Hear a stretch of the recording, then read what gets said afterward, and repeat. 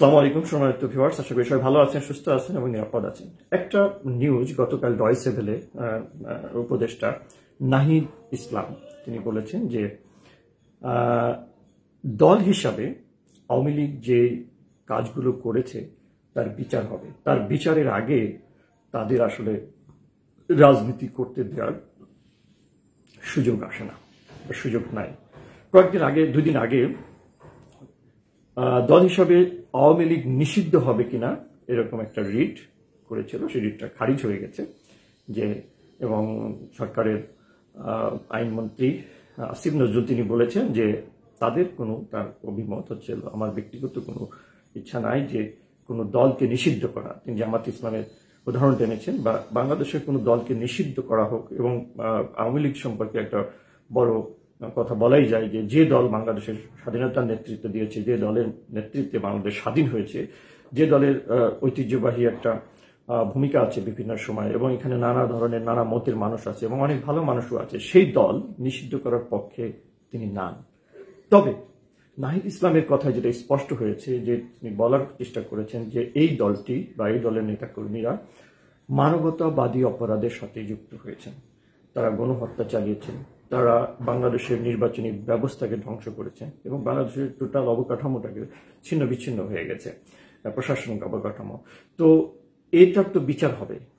শেখ হাসিনার যদি বিচার হয় তাহলে দলের প্রধান হিসাবে, তাহলে এই দলও কিন্তু বাইরে থাকার কথা না, অর্থাৎ আওয়ামী লীগের বিচার হবে, এটাই তারা বলার চেষ্টা করেছেন।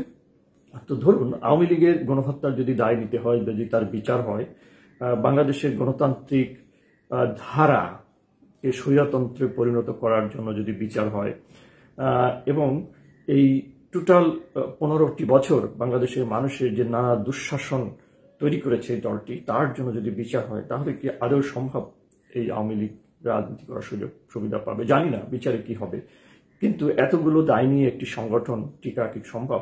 যখন এই দলের প্রধান শেখ হাসিনা পালিয়ে গেছে, কিন্তু লক্ষ্য করা গেছে যে এই পালিয়ে যাওয়ার সাথে সাথে তার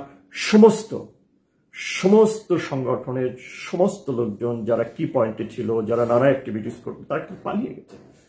এবং সরাসরি পেশাজীবী সংগঠনের সাথে ছিল না বিচারপতি, সেই বিচারপতিরা পালিয়ে গেছে।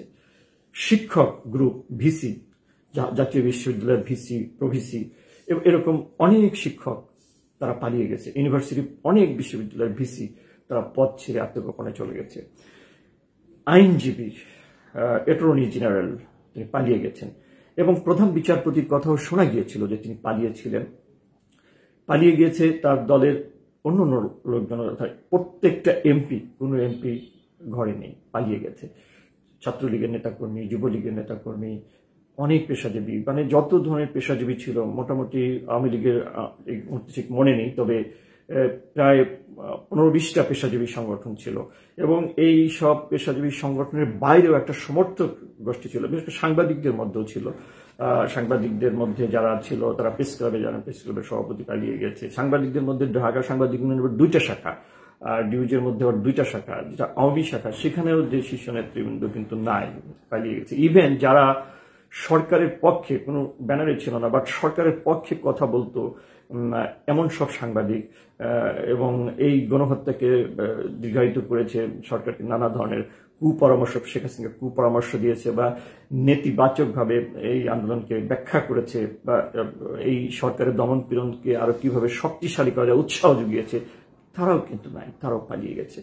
তার মানে এরকম একটা ধ্বংসস্তূপে পরিণত হয়েছে ওরা আওয়ামী লীগ।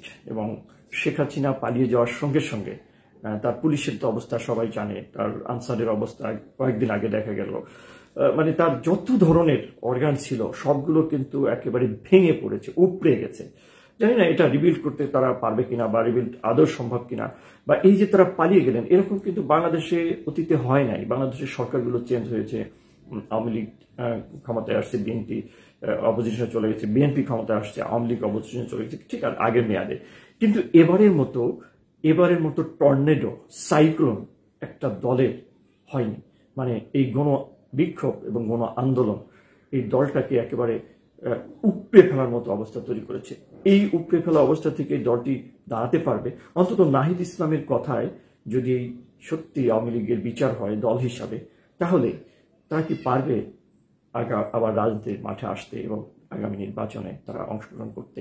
সেই প্রশ্ন কিন্তু থেকে গেছে এবং খুব মোটা দাগে থেকে গেছে যে আগামী নির্বাচনে আওয়ামী লীগ প্রতিদ্বন্দ্বিতা করতে পারবে কিনা। যদিও কিছু প্রবীণ আওয়ামী লীগের সমর্থন করে না, কিন্তু যারা স্মৃতিতাড়িত হয়, যারা আওয়ামী লীগের গৌরবোজ্জ্বল ভূমিকা নিয়ে গর্ববোধ করেন, এই দলের এখনকার কর্মকাণ্ডে তারা বিরক্ত, কিন্তু তারা হয়তো ভাবে যে দল হিসেবে বাংলাদেশে বিএনপি, আওয়ামী লীগ বা জামাত ইসলাম এর কোনো ভালো বিকল্প নাই, আর এর বিকল্প হওয়ার সম্ভাবনাও খুব ক্ষীণ।